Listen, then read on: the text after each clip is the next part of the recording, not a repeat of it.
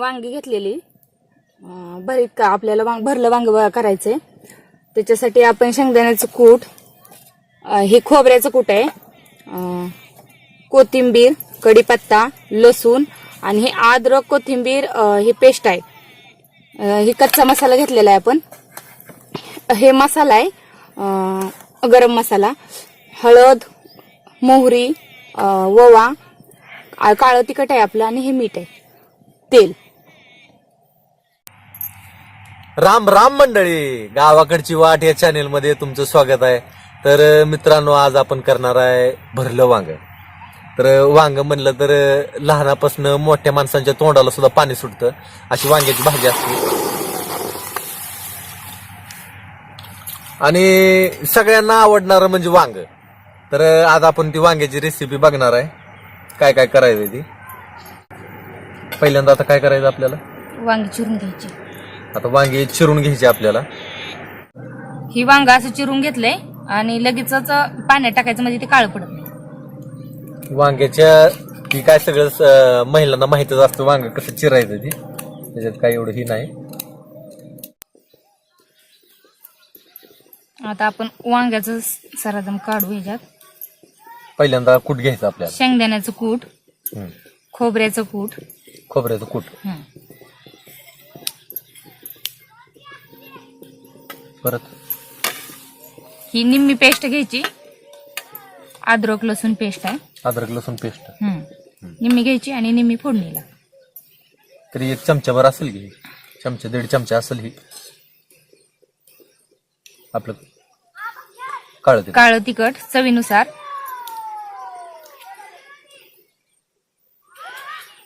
कसं आहे बरं का, ही जी काळं तिखट आहे का, काय काय जणांचं, आता तुम्ही तिखट बनवताना काय काय जणांचं जास्त तिखट असतं, काय काय जणांचं कमी तिखट असतं, म्हणजे मिरच्यावर अवलंबून असतं.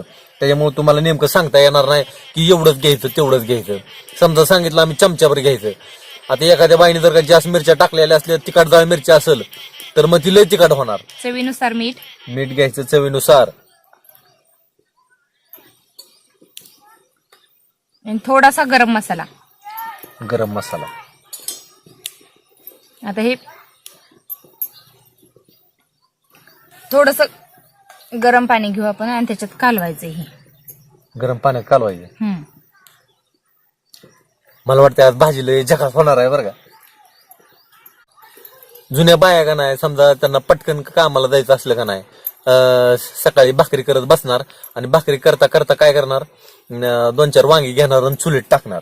चुलीत इस्त्यावर वांगी भाजून मस्तपैकी त्याचं भरीत व्हायचं आणि त्या भरतामध्ये तेल मीठ तिखट टाकलं की भाजी तयार. आणि ती भरीत अशी चव देतं का ना, चुलीत भाजलेलं भरीत. चुलीत भाजलेलं पाहिजे बरं का, असं इस्त्यावर पण असं उपयोग नाही. मी एक कविता बनवली बघा मित्रांनो, तर कविता तुम्हाला मी वाचून दाखवतो आता. त्याच्यामध्ये एका खेड्यातल्या बाईचं मनोगत मी व्यक्त केलेलं आहे. छोटीशी कविता आहे, कविता तुम्हाला वाचून दाखवतो, पण आधी हितलं होऊ दे. आधी झालं का सगळं मिक्स? मिक्स झालं. आता चांगलं मिक्स करून घेतलंय मी. आता ह्याच्यात भरायचं.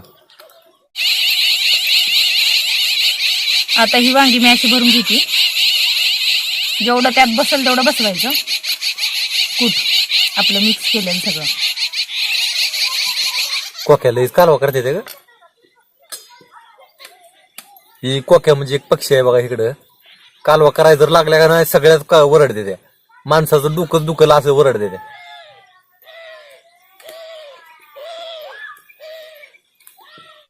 खेडगाव म्हणलं की पाखरं येणार, जनावर येणार, वारं येणार. ह्या टायमाला पक्षी वरड देत. आता माझी वांगी भरून झालेली आहे. ती वांगी झाली आपली भरून. हे बघा, या अशा पद्धतीनं मस्तपैकी वांगी भरून ठेवलेली आहे. मसाला टाकून सगळा त्याच्यात. हे बघा, आता मी भाजीसाठी नंतर शिजण्यासाठी, भाजी शिजण्यासाठी पाणी गरम करून घेतलंय. म्हणजे पाणी आधीच गरम करून घेतलंय. आधी पाणी गरम करून घ्यायचं, थंड पाण्यात नाही करायचं. आता पहिल्यांदा मी तेल टाकून घेते कढईत.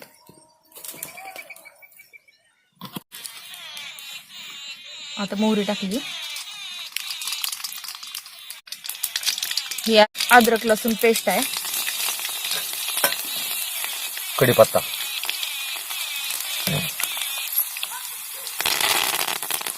कढीपत्ता लय महत्वाचा आहे बरं का.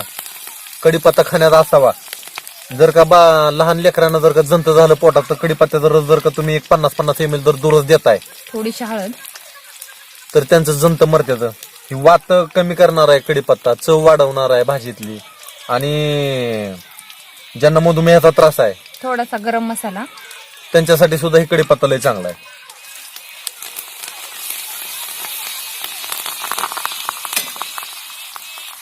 आता ही भरली वांगी त्यात सोडून घ्यायची.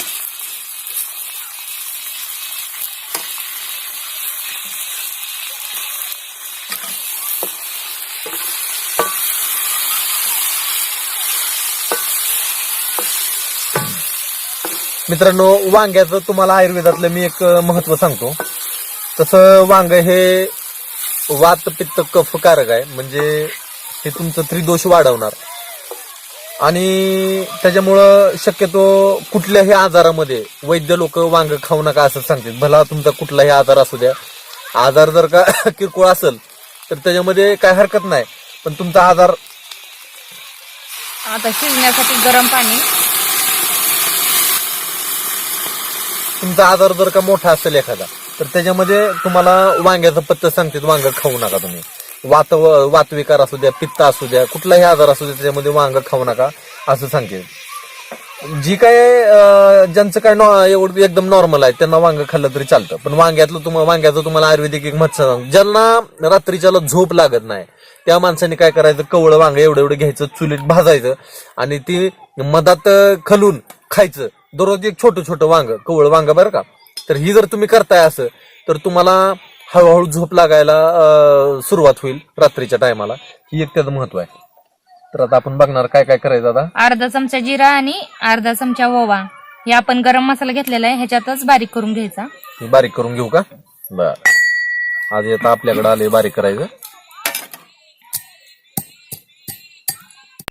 तुम्हाला आता मस्तपैकी एक कविता म्हणून दाखवतो.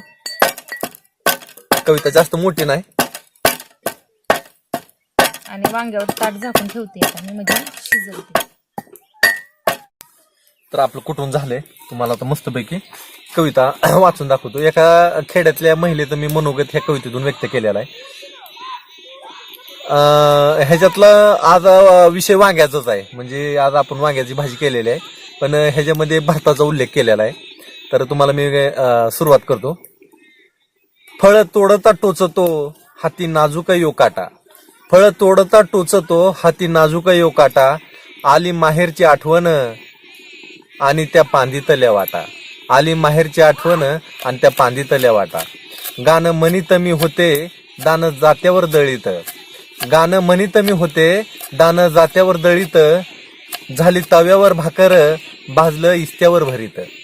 झालं तव्यावर भाकर भाजलं इस्त्यावर भरीत. म्हणजे इस्त्यावर वांग्याचं भरीत भाजलेलं आहे. भाजल्या वांग्याला ग दिला त्याला मिठाचा चटका. भाजल्या वांग्याला ग दिला त्याला मिठाचा चटका.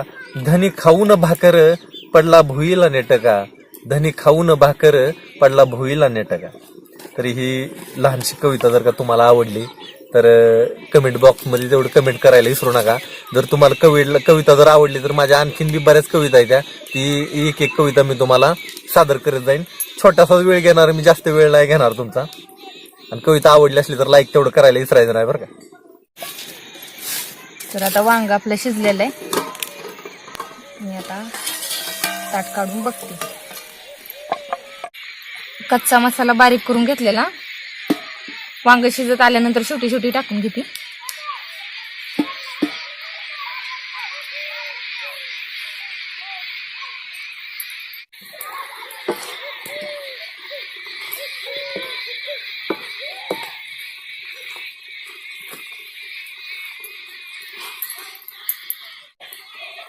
आता थोडी बारीक चिरलेली कोथिंबीर वरनं टाकते.